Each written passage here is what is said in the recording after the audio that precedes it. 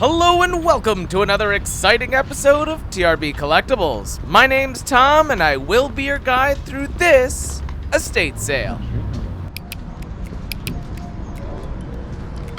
Is this the estate sale? Sweet. Yes. Thank And you. we are back in New York City, Hey, how you doing? specifically the borough of Queens. I wanted to hop out to this estate sale as fast as I could. It looked like it was filled with so many different things. It was actually 3 stories, and I couldn't wait to dive in. Now, there's not going to be a lot of audio that you're going to hear, at least for the first couple minutes, because there was music being played in the house, but that's at a lot of different estate sales. And for copyright reasons, I can't necessarily play it here, so I'll play the TRB Collectibles tune. But if you wanted to follow along with what was actually happening there, you can go ahead and tune in to David Bowie's Let's Dance, and you'll be matching what I listen to as I look through all these wonderful things. Now, I've gone to a lot of estate sales in Orlando, and you've seen a lot of them. 90% of them, the estate sale company goes in, and they go ahead and they mark and price everything in the house, so you know just about how much it's going to be, and whether or not you want to buy it. Here, in New York City, I would say 90% are unmarked, and they just leave stuff everywhere. But they put it out on things so you can see it, but they don't display it like a store. If you find it, cool, but you're going to have to put things together to negotiate, to bargain, to see what they're looking for, like big pieces, small pieces, pieces that you put together. It's really up to the dealer at the front that will price you out at the end, so you can't really gauge what the pricing is, which is a good thing and it's a bad thing, but it's also a fun thing because it leads you to want to treasure hunt more rather than be dissuaded by pricing on individual items the moment you walk into a home.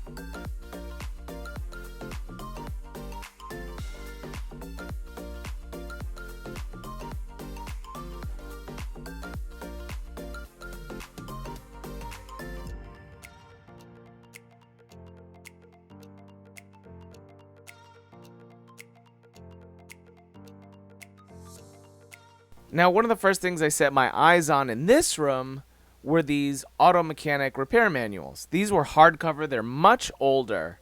They did have a value on eBay, but the thing that got me on these was the condition.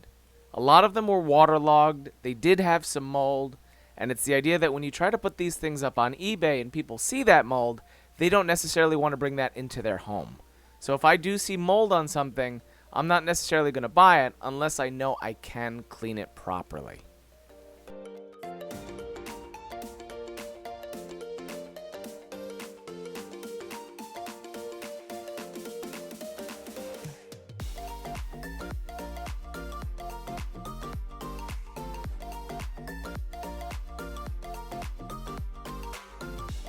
One thing I also noticed was this nativity set. It was incomplete. Pieces didn't match, but if you can get really good nativity pieces and sets, you can actually make some really decent profit. A lot of the good ones will come from Italy and or Germany. They're very classic, well taken care of, and if you can get them for the right price around the holidays, you can make a really nice profit. We continue the trend of creepy things at estate sales in 2024 here at TRB Collectibles with that creepy doll with human looking like hair. Let me set the scene. You've walked to a complete stranger's home, and now you're going through all of their belongings. From many decades ago, you go from room to room and finally enter one where there's one person just whistling their own little tune. And you go to the next room, and that person also goes to the next room, and that tune follows you down the hallway. And then all of a sudden, they start singing to new music. Did I just describe the next A24 film? I think I did. Please, somebody, start writing that script. I could potentially make millions. When I called you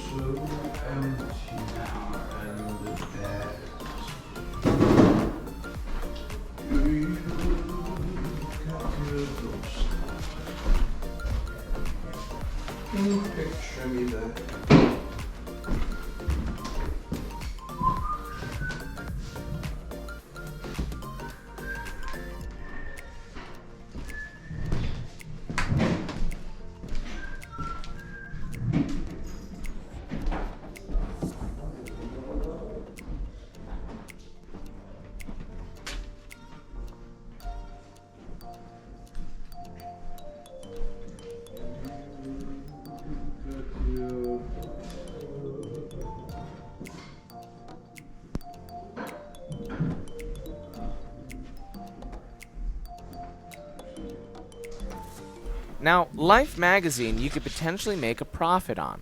It's based on a couple of factors. The quality of the magazine still, the advertisements in it, who was on the cover, and the significance of the issue. There were a lot of Life magazines produced, but if you can get the right one, you can make a really decent profit. So, every once in a while, look these up, because you never know what you might find. You might find an offshoot that might bring a good profit. Welcome to the creepy, antique-filled basement. Now keep your eyes open, because you're going to get to see a lot of really cool, older things down here. No. It's like an oven thing. Now, not everything at an estate sale has monetary value, but it does have sentimental value. That parrot, that plastic parrot, my grandparents' friend wanted to give me a little gift, and that was it when I was a kid. The cool thing was when you put batteries in it, you would speak to it, and it would repeat something back in a much higher tone. Now, as a 4-year-old, I found that incredibly fun, but it was something that I had for a very long time, and to see it at this estate sale meant a lot. You know what has no value to me at all? None, zero? Creepy doll parts in a box. Why? Why do you have these? What is the point? I don't get it. Ooh, creepy.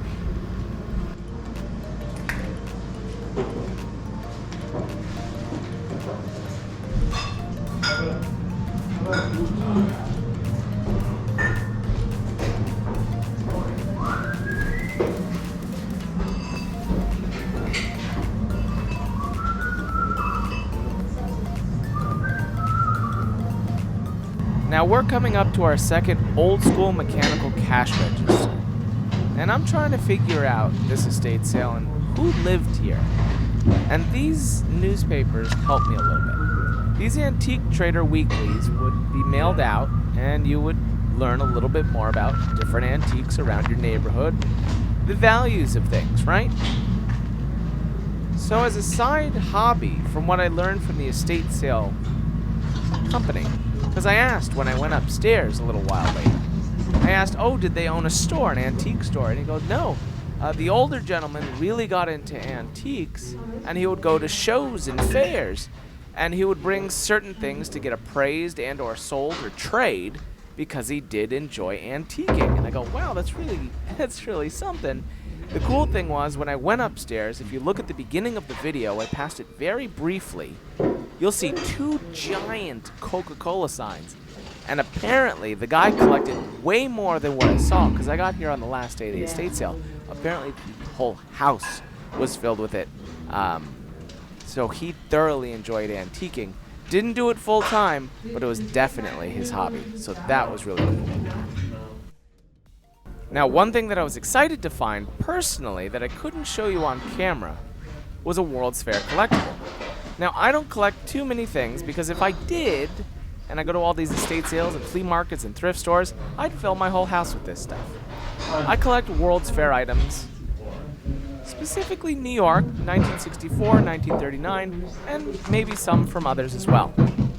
I did find a lapel thermometer. It was very small from the 1939 New York World's Fair. It was the end of the sale. The estate sale company knew that I liked World's Fair, so they only sold it to me for a couple bucks, and it was something really cool to add to my collection. And I can't wait to see what else I can find in terms of that type of collectible. Tell me what you like to collect down below. Thank you so much for watching. If you enjoyed today's episode, please be sure to click that like button. And if you have some extra time, check out some of these other episodes. Thanks!